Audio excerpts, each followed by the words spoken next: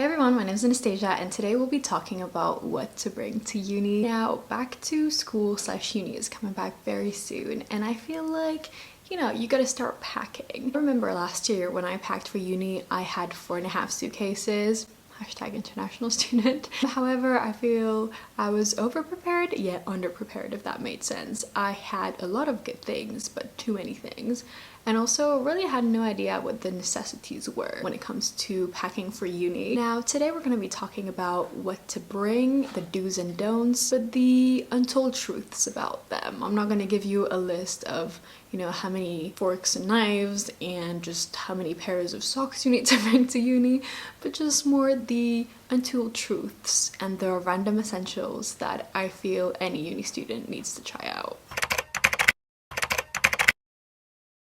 Right, first of all, you need a door stopper. I did not bring one and they're super extra cheap, so there's no point in not bringing one. I feel like door stoppers are the best thing to have, especially during Freshers Week, because they're honestly the best. They can keep your door open, which kind of makes you feel like the room is more big, I guess. And at the same time, they show your flatmates that you are open to meeting them. Obviously, you don't need to keep your door open 100% of the time, but it's always nice to have one. Second of all, you need a laundry bag. I didn't have one and it took me time to buy one because I was the kind of girl that just said, you know what, I'll do it with a plastic bag and everything. When you're walking around campus with so many types of clothes and you bump into people, trust me, you want a cute laundry bag. Because I think mine was from H&M. You can find some on Amazon. Everyone's got the same anyway, but it's quite great and a lot better than having a plastic bag to get your clean and like dirty clothes out. Third thing that I did not bring, you need flip-flops or sliders or something like that. Our floors, for example, used to get cleaned once a week.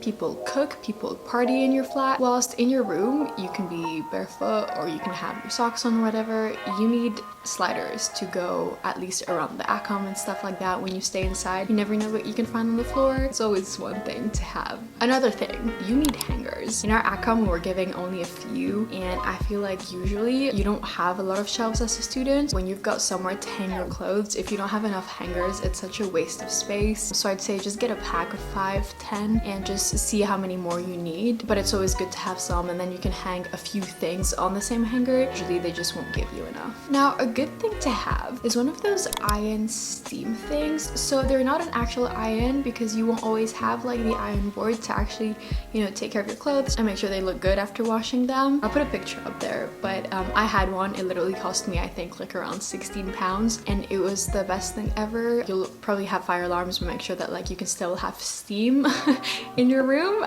or in the kitchen. But overall, I feel like if you can have one, definitely get one. They're super cheap and also they do the job, so you don't have to actually have an iron board and all the entire setup when you head to uni. Another thing, trust me, you need 2 sets of sheets. The sheets that unis give if you get a uni pack aren't always the best. I know that IKEA does uni like essentials and that's worth looking at, but I was super happy when I brought 2 sets of sheets because truth is the dryers at uni aren't always the best. So it's always great in case you have a little accident, for example, at the laundromat, or you completely forget to wash your sheets, to have another set until you can get that sorted. I'd say again, they usually never give pillows, and if they do, let's be honest, they're not great. I'd say when you have such a small student room, your bed is literally your entire happiness. So make sure that you've got good pillows, at least 1 or 2 that can be comfy, need your rest when you're studying. Another thing, you need a mattress protector because you never know who has slept on your bed before and on that mattress. So at least it makes sure that if you spilled something on the bed,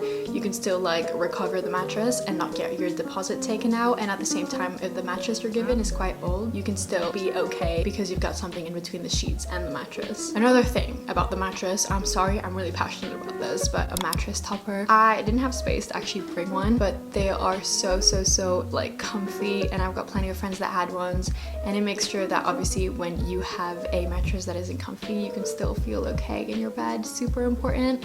So I'd say if you can find one, like test out your bed the first few days, but like they're a good alternative. Okay, another idea, I'm not sure what they're called exactly, but they're basically like some sort of like door attachments where you can actually put your towels on there and like pieces of clothing. Again, I'll put a picture up, but I had one of those and it it was the best thing because obviously you can't really hang your things on the walls that much, or like, you know, make holes and make sure to like add on shelves and stuff like that in a student accom. So they're a good alternative if you put that like on your bathroom door, for example, or on your room door if you don't have your own bathroom. Okay, you need an extension cable. I did not have one and I struggled with all the cables I had. Keep in mind, you have a computer, you have a phone, you probably won't have enough plugs, so it's always nice to have like one extension cable that you can put under your desk or under your bed. Another thing that I feel like you should bring to uni definitely is like an office outfit slash elegant outfit for when you have more formal events. I ended up having to buy like an actual long black dress, and I'd advise to have something quite simple as well, so then you can rewear them and everything, because obviously you don't want to be spending super